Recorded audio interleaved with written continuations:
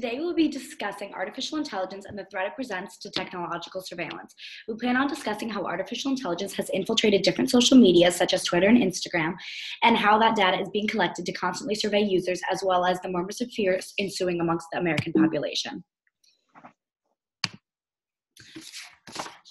I will begin by discussing a basic overview of the topic, as well as defining exactly what artificial intelligence and technological surveillance is, a brief history, and finally a debriefing of how the public has reacted.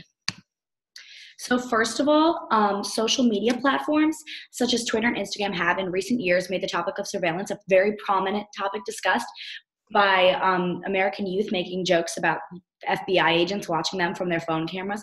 While this is an exaggerated example, it is not one that is completely foreign to internet users. With technological advances, companies are able to survey web users' social media history as well as their search history in order to improve the accuracy of their marketing strategies. In addition, what exactly is artificial intelligence? Essentially, it is technology that is meant to simulate human thought, and big data is utilized by most companies in order to speed up search engines, as well as to make their users' timelines and search histories more relevant and efficient. So a history of technological surveillance, it dates all the way back to 1864, when stockbroker D.C. Williams listened in on corporate telegraph lines in order to obtain information regarding the stock market, and then he sold that information to traders. Now, up until Prohibition, technological surveillance was more of a private investigator and small company tactic, but eventually it became a law enforcement tactic, and it was not considered a national problem until the 1950s. And after the 1980s, it was no longer operated on an individual basis, meaning that now it utilizes artificial intelligence to track user data. And so what does that mean? It means that instead of when they might be tracing a phone call, instead of listening to what the content of that phone call might be, it's more interested in who you called, when you called them, where your phone was when you called, and the metadata of your financial transactions, as well as other logistical data. So how does the public feel about this? As one can imagine, there's a large amount of discomfort that is caused by this. People have taken measures to stick stickers over their laptop cameras. And while people believe that if you have nothing to hide, this should not be considered a problem, many believe that this is more of an issue regarding civil liberties. And unfortunately, it does not appear that this will be brought to justice anytime soon. Many experts, such as Brian Hochman, state that Americans have to come to terms with the inconvenient truth that there is no such thing as electronic communication without electronic eavesdropping. So people must instead become educated and look for measures on how to prevent technological surveillance if they are not willing to have their information out there. So the first article we looked at was from Business Insider, and I was interested in this article because it's about Instagram, and I think all of us are pretty avid Instagram users today, and it's basically about how Instagram chooses which ads to show you. So basically they personalize it to everybody's profile, so the longer you're on the app, the more ads you're going to see. And basically anybody can advertise on the app. This is a new change they made in 2016. It used to be just big corporate businesses that had to go in through Instagram to get sponsored content on the app, but now it's open to anyone. So even just like a random person, like you could advertise yourself in your own account, not even like a brand or a product.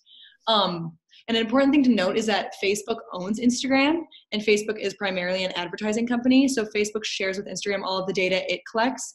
And Facebook doesn't just collect data from Facebook, like it doesn't use the user's activity on that app alone. It also uses all the activity on their web browsers and the other apps they're using. It tracks how long, how much time they're on the apps and websites and what they're doing on them.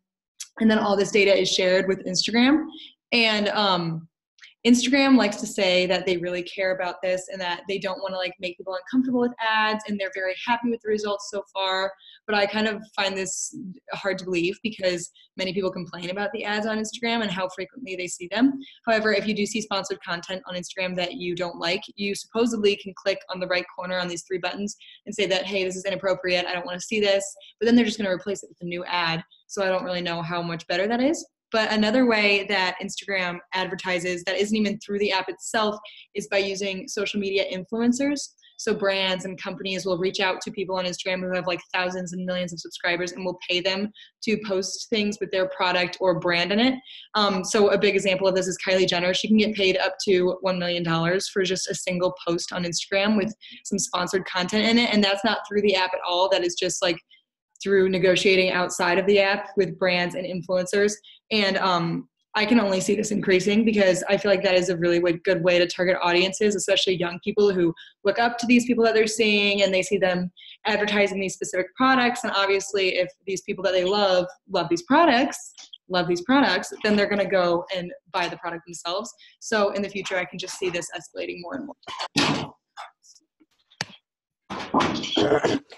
Another big social media platform that is really important nowadays is Twitter. And like Instagram, anyone can promote anything on Twitter.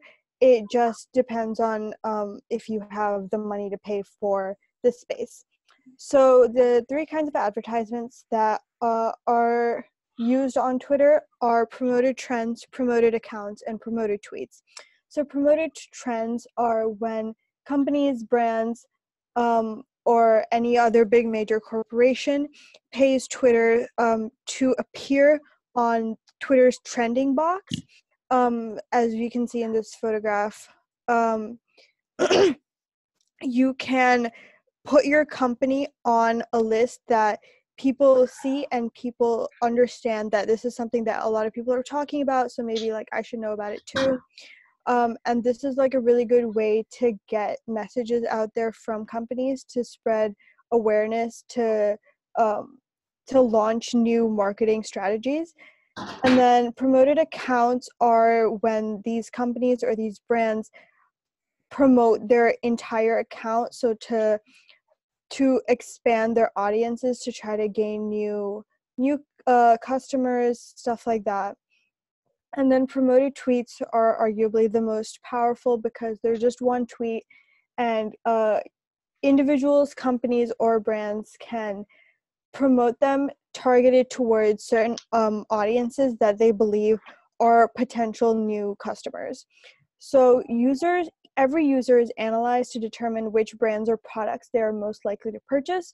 So any activity that you do on Twitter, whether it's tweeting something, liking something, replying, retweeting, or even just when you're scrolling through, you don't even have to do any of those things. Even if you just click on a video or click on a photograph, that gets analyzed as an engagement, and it's part of your identity on that social media platform.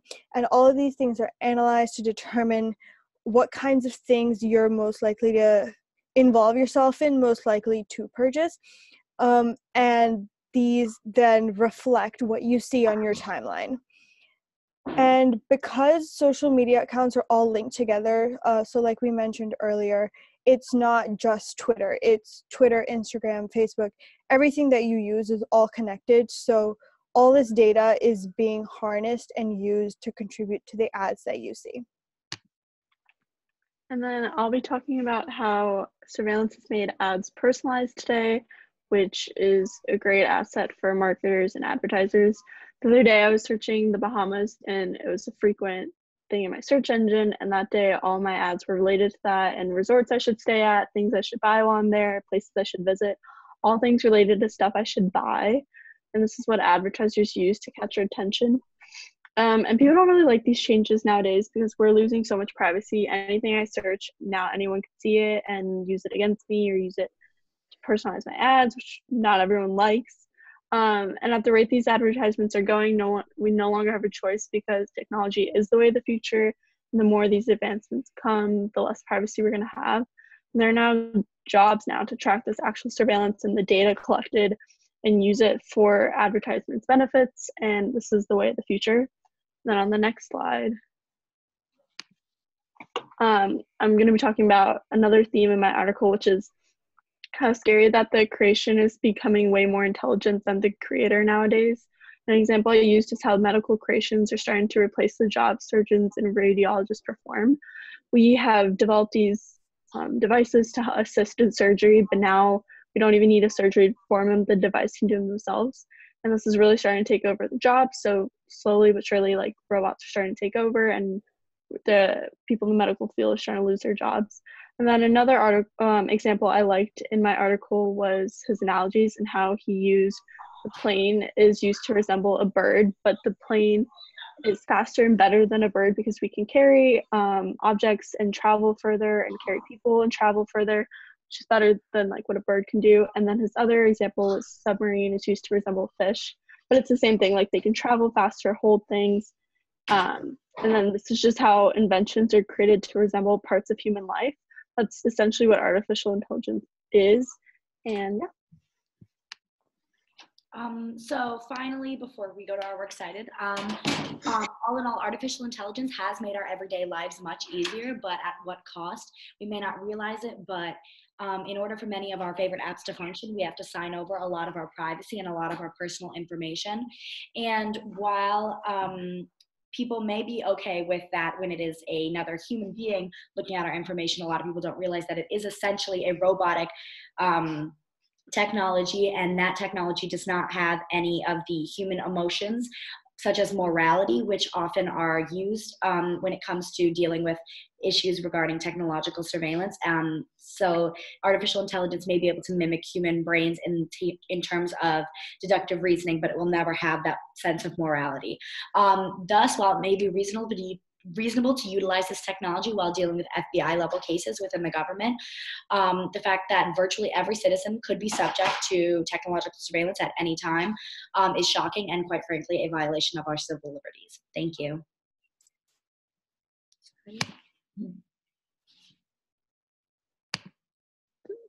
Is it done recording? Nope.